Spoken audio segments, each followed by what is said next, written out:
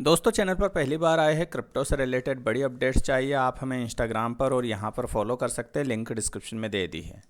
आज के इस सिनेरियो में हम शिबा इनू सहित क्रिप्टो मार्केट के ऊपर बात करेंगे, साथ ही बिटकॉइन का क्या चल रहा है उसके ऊपर बात करेंगे।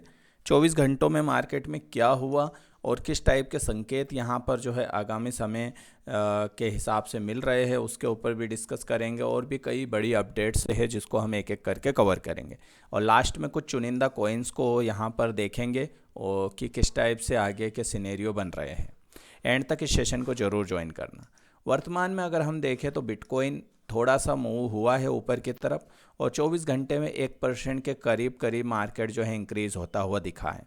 जहां पर कल 1,09,000 8,000 के लेवल पर आ गया था मार्केट, वो 1,10 के लेवल पर खसका है। ऊपर की तरफ रुझान जो है थोड़ा बहुत दिखा है इसमें। वही क्रिप्टो मार्केट में भी एक विश्वास थोड़ा थोड़ा बनता हुआ दिख रहा है।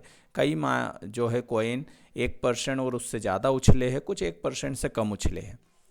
लेकिन अगर हम गौर से देखें तो कुछ कॉइन और अच्छा नंबर ऐसे माहौल में बना रहे हैं, क्योंकि इनमें अभी ट्रेंडिंग माहौल चल रहा है, जिस कारण से ऐसा कुछ होता हुआ यहाँ पर वर्तमान में दिख रहा है। लेकिन अभी भी अविश्वास मार्केट पर हावी है, जिस कारण से अगर हम देखें यहाँ पर जो एवरेज RSI है, एवरेज क्रिप्टो RSI, वो ओवरसोल्ड में अभी भी फंसा हुआ है। ओवरबॉट की तरफ थोड़ा शिफ्ट हुआ है बट ओवरसोल्ड अभी भी हावी है। फियर ग्रेट इंडेक्स भी कल थोड़ा सा नीचे था, थोड़ा सा ऊपर हुआ है, लेकिन अभी भी न्यूट्रल मोड पर नहीं है। फियर देख सकते हैं हावी होता हुआ दिख रहा है। लेकिन यार यहाँ पर कुछ अच्छे खबरें हैं जिस कारण से मार्केट इंक्रीज़ हुआ है। थोड़ा सा उसके ऊपर प्रकाश डाल लेते हैं शॉर्ट में। तो 24 घंटे में मार्केट के बढ़ने के पीछे कई कारण हैं, जिसमें जो संस्थागत उत्प्रेरक है उनका बड़ा यहाँ पर हाथ है। जैसे कि बहुत सारे ETF अनुमोदन है, वो यहाँ पर जो है धीरे धीरे आगे बढ़ रहे हैं। वेस्टर्न यूनियन के सोलाना एकीकरण ने भी आत्मविश्वास बढ़ाया है। और सोलाना के ETF की भी बात मैं बता दूं ज़ोरों पर चल रही है। और अनुमोदन होगा या नहीं होगा ये तो बड़ी दूर की बात है, उसके ऊपर हम बात नहीं कर रहे। बट सोलाना के ETF को लेकर ज़ोरों पर चर्चा है और ये कहीं ना कहीं सोलाना के लिए काफ़ी अच्छी खबर हो सकती है दोस्तों। और देखा जाए तो सोलाना के लिए यहाँ से एक संजीवनी बूटी के बराबर हो सकती है। और अपने जितने भी कॉम्पिटिटर है उन सबसे आगे निकलने की इसकी जो है तैयारी हो सकती है। लाइक इथेरियम, XRP, BNB से टक्कर है सोलाना की।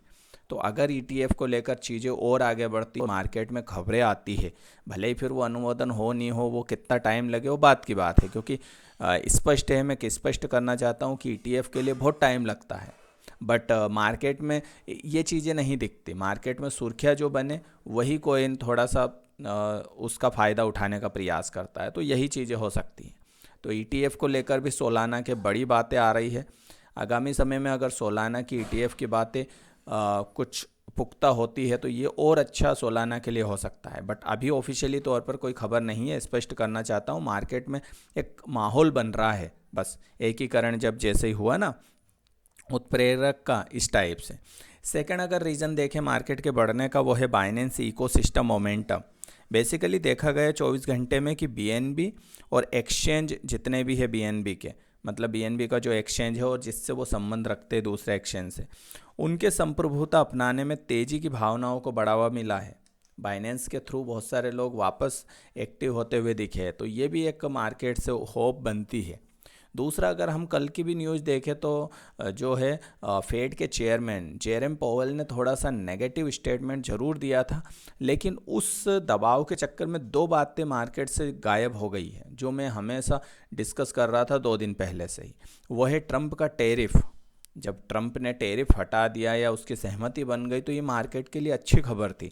बट उसका स्वागत उस टाइप से नहीं किया गया, पता नहीं क्यों नहीं किया गया। और जब मैंने इसके ऊपर बड़े व्हील्स या प्लेयर्स का गेम समझाया तो बहुत सारे जो मेरे ही व्यूवर है वो समझते हैं कि यार ये ऐसा कुछ नहीं है। तो देखो कुछ ना कुछ तो चीज़ें समझ मतलब है जिसको हमें यहाँ पर ध्यान रखना पड़ेगा। बड़े प्लेयर को गेम खेलते हैं क्योंकि उनका कहीं ना कहीं वो रहता है एडवांटेज, उसका फ़ायदा उठाते हैं। तो ये चीज़ें हमें समझनी पड़ेगी। अगर हम सोचते हैं कि बड़े प्लेयर्स का एडवांटेज नहीं है तो वो गलत हो जाता है। तो थोड़ा सा चीज़ों को किसी को भी गलत ठहराने से पहले थोड़ा सा सोचना ज़रूरी है कि क्या मैं गलती कर रहा हूँ, ये भी सोचने वाली बात है। क्योंकि मार्केट है और इसमें कोई बड़े प्लेयर्स जब असर डाल सकते हैं तो असर अलग अलग टाइप से भी डाल सकते हैं, ठीक है। तो ये चीज़ें समझो।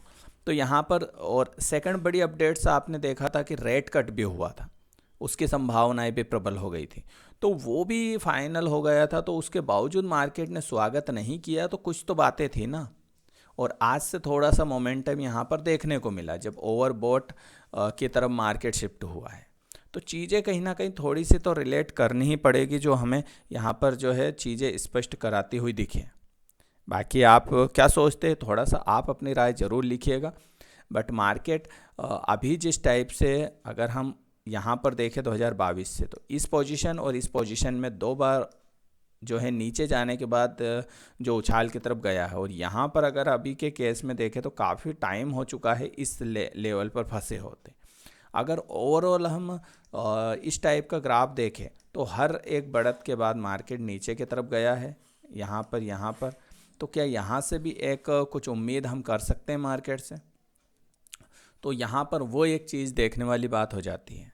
तो टेक्निकल पार्ट अगर मैं देखूँ यहाँ पर, तो कुछ संभावनाएं यहाँ पर बनती है बीटीसी को लेकर, कुछ नंबरों को लेकर। ऐसे में अल्ट कोइन मार्केट से भी थोड़ी सी उम्मीद हम यहाँ से कर सकते हैं कि कुछ अच्छा नंबर जो है अल्ट कोइन मार्केट हमें यहाँ पर दिखाते हुए दिख जाए। तो अब कुल मिला के हमें यही है कि देखते हैं क्या कुछ बड़े अपडेट्स आती है। 24 घंटे में और चीज़ें क्लियर हो जाएगी। मैंने कल ही कहा था 24 घंटे में आपको कुछ जानकारी लगेगी अच्छी। वो देखो मार्केट ने ग्रीन सिग्नल देकर दिखाया है। अब 24 घंटे और हमें कोई सिग्नल यहाँ पर मिल सकते हैं। बाकी अगर हम बड़े की एक्सपेक्टेशन कर रहे हैं तो थोड़ी सी उम्मीद कम है, क्योंकि यहाँ पर जब तक बड़े प्लेयर्स जिस टाइप से उनका गेम चल रहा है वो खेलेंगे, तब तक तो यही सिनेरियो यहाँ पर बनते रहेंगे। उनके गेम जब तक ख़त्म नहीं होते तब तक थोड़ा सा उम्मीद हमें यहाँ पर करनी पड़ेगी।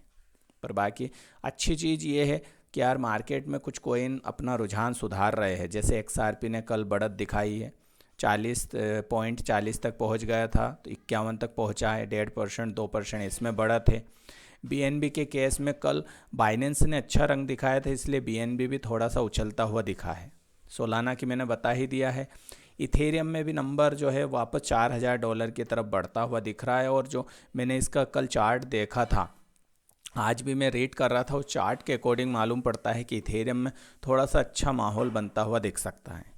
बिटकॉइन अपनी स्थिति सुधारेगा जैसे अभी लग रहा है उस हिसाब से। बाकी मीम कॉइन भी यहाँ पर थोड़ा सा अच्छा कर सकते हैं। और जो नीचे का अल्ट कॉइन है उसमें ज़बरदस्त पिछले 24 में है, तो आगामी समय में देखते हैं क्या रुझान मिलता है। ऊपर के कॉइन बढ़े तो इनमें भी अच्छी ग्रोथ दिख सकती है। तो आज के सेशन में इतना ही। आई होप वीडियो एंजॉय किया। एजुकेशन पर्पस ये वीडियो है, इसमें कोई क्रिप्टो एडवाइस आपको नहीं दी गई है। सलाह है आप अपने क्रिप्टो एडवाइस से राय लें, उसके बाद ही इन्वेस्टमेंट करें। मैं कोई क्रिप्टो एडवाइज़र नहीं हूँ। जो भी न्यूज़ बताई गई है एजुकेशन पर्पस से, चैनल इसका समर्थन नहीं करता इस टाइप की न्यूज़ का। नमस्कार।